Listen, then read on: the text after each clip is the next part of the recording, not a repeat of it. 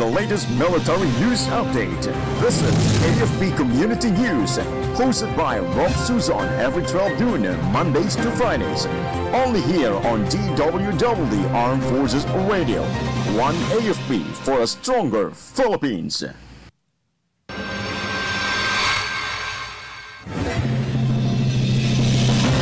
202nd Infantry Brigade awards safe conduct passes to 15 former rebels. 88 IB leads relief and rescue operations in Rizal and Quezon.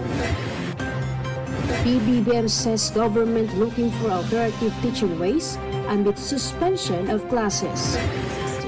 DOH announces price freeze for 148 medicines in areas under state of calamity.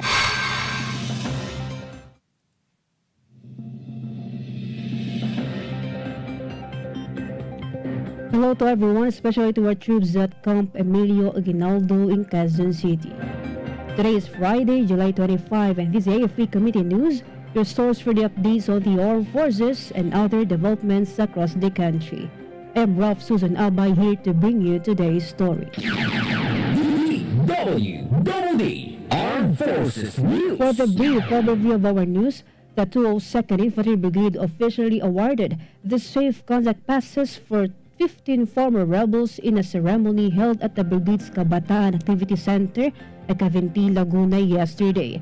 The event, conducted in partnership with the local Amnesty Board Quezon, also featured the symbolic turnover of the Amnesty Handbook to reinforce the ongoing reintegration efforts. Also, two additional FRs from Task Force Ugnay formally submitted their amnesty applications. Moreover, a film showing on the West Philippine Sea issue was held to raise national awareness. Acting Brigade Commander Colonel Ernest John Hadlock emphasized this SCP as a sign of the government's sincerity in achieving the unity and lasting peace. DWDD Armed Forces News. The 88th Infantry Battalion launched extensive humanitarian assistance and disaster response operations in Rizal and Quezon provinces yesterday, following the devastation caused by typhoons Dante and Emong. Troops immediately conducted search and rescue operations, evacuated residents from flooded areas, cleared landslide-affected roads, and delivered essential supplies to evacuation centers to ensure the public safety. 8th IB Commander Lieutenant Colonel Mark Anthony Ruby reaffirmed the unit's commitment to serve during crisis. The battalion also urges the public to stay alert, follow local advisories, and support the relief efforts. Armed Forces Radio. And from Isabela, let us hear more update from outside our station. Let us hear from Gio about 6th Special Forces Battalion supports the Isabela Youth Volunteer Initiative for Community Development. The 6th Special Forces Battalion actively supported the Happy Isabela Youth Volunteer a Day of Service 2.0 held at the Isabela City Youth Development Center yesterday. Their participation alongside other stakeholders boosted the initiative led by the Isabela City government to promote youth engagement, public health, and environmental awareness through volunteer-driven activities such as medical missions, bloodletting, and cleanup drives. By assisting in the event, troops demonstrated their ongoing commitment to civic service and nation building beyond traditional defense duties. Their presence empowered youth volunteers and reinforced the military's vital role in fostering resilient and united communities. This is Gio reporting for AFP Community News, one AFP for a stronger Philippines. Thank you, Gio. DWDD Armed Forces News. The Philippine Navy launched a humanitarian assistance and disaster relief operation to aid the communities in Pasig City affected by typhoons Dante and Emong.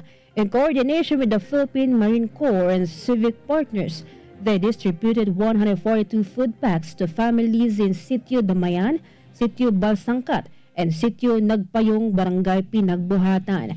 This civil military initiative forms part of the Navy's strategic efforts to build public trust, support disaster response, and reinforce the maritime security through strong community engagement. The operation highlights the armed forces' continued commitment to serve the Filipino people during national emergencies. DWDD Armed Forces News. On the other hand, the 10th Infantry Battalion successfully completed the 12-day battalion evaluation and certification program led by the Training Command Philippine Army at Barangay Dominorog, Talakag, Bukidnon. The program assessed the unit's tactical skills, teamwork, and leadership to ensure readiness for internal and external security missions under the Comprehensive Archipelagic Defense Concept. First ID Commander Major General Yegor Ray Baroquillo Jr. praised the 10th IB's performance, saying it demonstrates the preparedness to face emerging external threats. As one of the Army's oldest units, the 10th IB continues to play a key role in national defense and territorial security. Armed Forces Radio. And from our report on the ground, let us hear the report of Jai about 59 IB deploys HADR team to support Batangas disaster response. Yes, Rof, the 59th Infantry Protector Battalion deployed its humanitarian assistance and disaster response team yesterday to aid local governments and agencies in addressing the effects of intensified monsoon rains in Batangas. In coordination with the Provincial Disaster Risk Reduction and Management Office and other stakeholders, the battalion reinforced ongoing relief, rescue, and evacuation operations in affected communities. This response aligns with the AFP's mandate to assist not only in security but also in times of disaster and crisis. The 59th IB urged the public to stay alert, follow official advisories, and cooperate with authorities to ensure safety. This is Jai reporting for AFP Community News, one AFP for a stronger Philippines. Thank you, Jai. DWDD Armed Forces News. Soldiers from Charlie Company 103rd Infantry Battalion participated in a Katropa seminar conducted by the Rural Health Unit of Kalinga and the Municipal Health Office of Balbalan in Sitio Gisang, Poblacion, Balbalan. The seminar focused on responsible fatherhood, family planning, maternal and child health, and gender-based violence prevention and STD awareness. Troops actively engaged in the discussions and highlighted the Army's commitment to holistic wellness and mission readiness. Balbalan Mayor Almar Malanag also attended, affirming the continued LGU support for soldiers-centered initiatives. DWDD National News. For our national news, President Ferdinand Marcos Jr. assured the government is looking for alternative learning measures for students amid the bad weather. He said this is as classes in all levels have been suspended in the past days due to heavy rains and floods that hit Metro Manila and most of Luzon provinces. PBBM said the places visited have suspended their classes and this will affect the youth. He also added that they are finding alternative teaching ways for the students. Armed Forces Radio. On the other line, let us hear more from Ferdy about MBLT 5 supports Nutrition Month celebration in Lanao del Sur schools. Good day everyone, the Philippine Marines from Marine Battalion Landing Team 5 joined teachers and parents in a lively Nutrition Month 2025 celebration at the Mapatoy and Nabilang Primary School in Lanao del Sur, promoting health and wellness among young learners. The Marines assisted in feeding activities, deworming, and distribution of gifts, school supplies and slippers, and free haircuts. Local officials also showed support during the event. The successful collaboration highlighted the Marines' continued commitment to community engagement and youth development. This is Freddie Blues reporting for AFP Community News, one AFP for a stronger Philippines. Thank you, Freddie. DWDD National News. The Department of Health announced a price freeze for a total of 148 medicines in areas under a state of calamity. Under the Price Act, a 60-day automatic price freeze is implemented when a state of calamity is declared. This covers goods such as rice, corn, bread, fresh vegetables, root crops, pork, beef, poultry, eggs, milk, coffee, and others. Consumers are encouraged to report cases of overpricing to the DOH hotline 0286517800 and the DTI hotline 1384. DWDD National News. President Freddy Marcos Jr. said that some areas could not be entered yet as they are still submerged in floods. Marcos, however, ensured that help is on the way for the affected residents, including medicines and relief goods. He added that the government will wait for the flood waters to subside and find ways that even if there's floods, they can send doctors, medicines, relief goods, or just evacuate the residents. The president also pointed out that in the long run, the public must think of adaptation as the impacts of tropical cyclones as part of climate change are inevitable. Armed Forces Radio. And more of this from Jimboy. 102nd Infantry Battalion troops gain livelihood skills in bread and pastry training.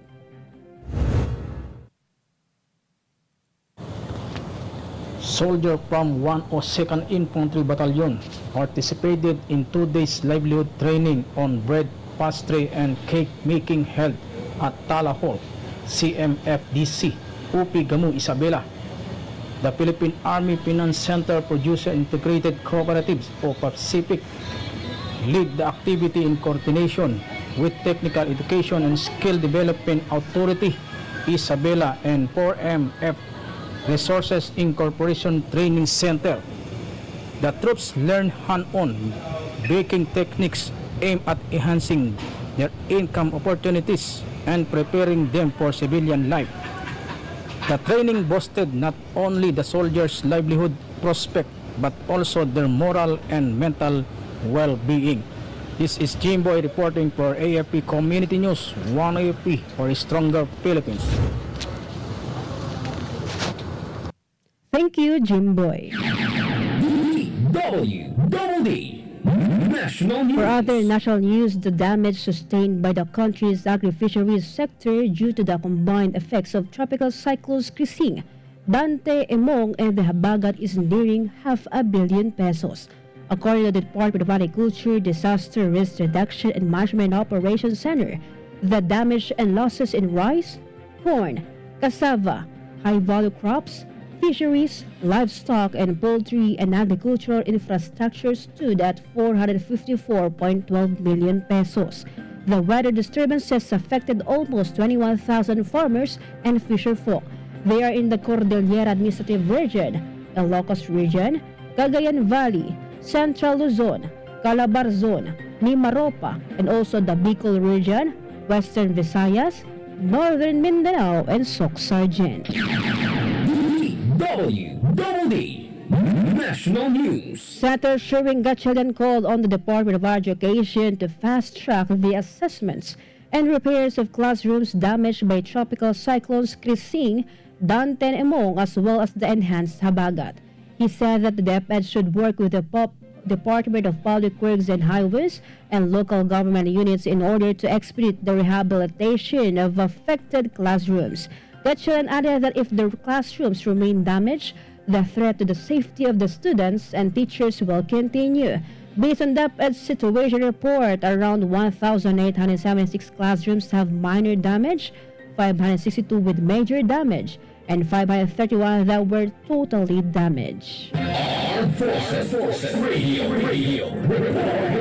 And now some information from Siya about 69 IB troops rescue flood-hit families in Balanga City.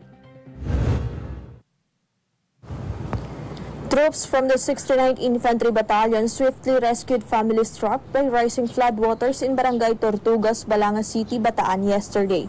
In coordination with the City Peace and Order Office and the City Disaster Risk Reduction and Management Office, the soldiers used improvised floating devices to evacuate residents after a nearby river overflowed and damaged a dike.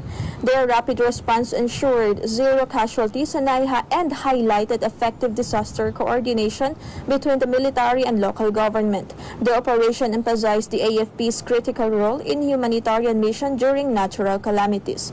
This is Shaina Araneta reporting for AFP Community News, 1 AFP for a stronger Philippines. Thank you so much, Siya. DWDD National News. Moreover, the Cagayan Valley Regional Disaster Risk Reduction and Management Council has been placed on red alert due to the effects of tropical cyclones Dante and Emong. According to the Cagayan Provincial Information Office, the red alert status took effect last Wednesday under Memorandum Order No. 80 Series of 2025. Cagayan PIO said in relation to this, the local DRRMOs of Cagayan, Batanes, and Nueva Vizcaya were mandated to raise their alert status to red. Meanwhile, Quirino and Isabela provinces will remain under blue alert status, but may change depending on the situation brought by the inclement weather.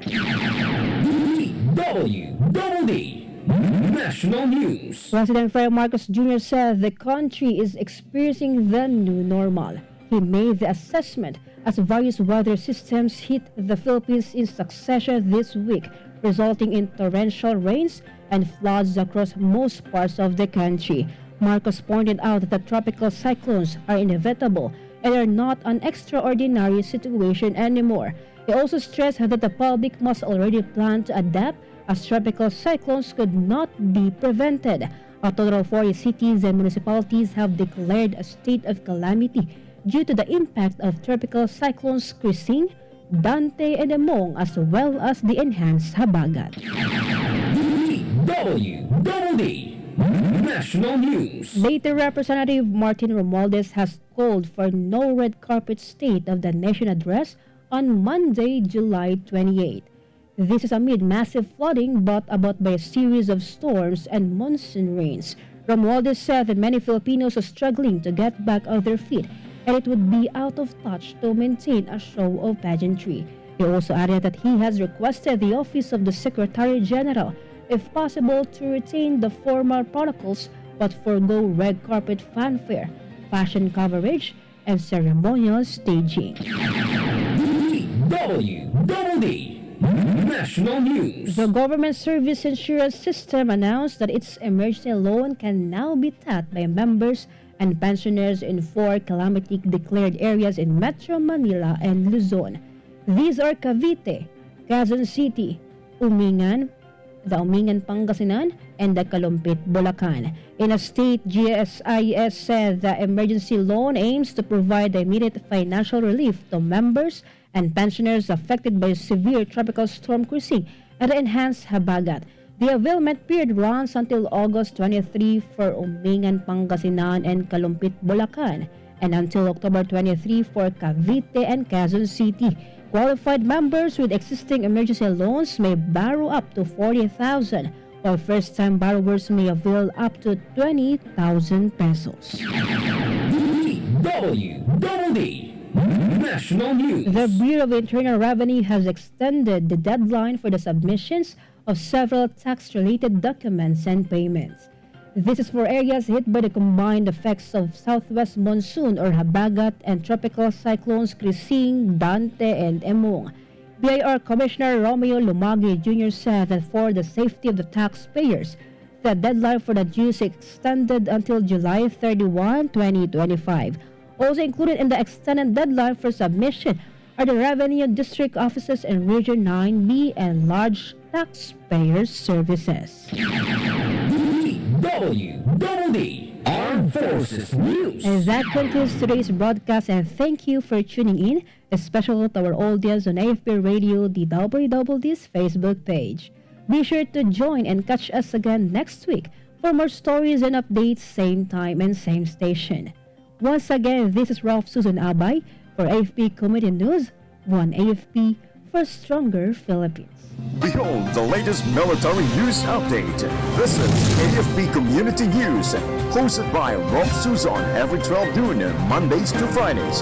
Only here on DWDD Armed Forces Radio. One AFP for a stronger Philippines. Kayo ay nakatutok sa DWDD AFP Radio. Kami po ay kasapi ng KBP, Kapisanan ng mga Broadcaster ng Pilipinas.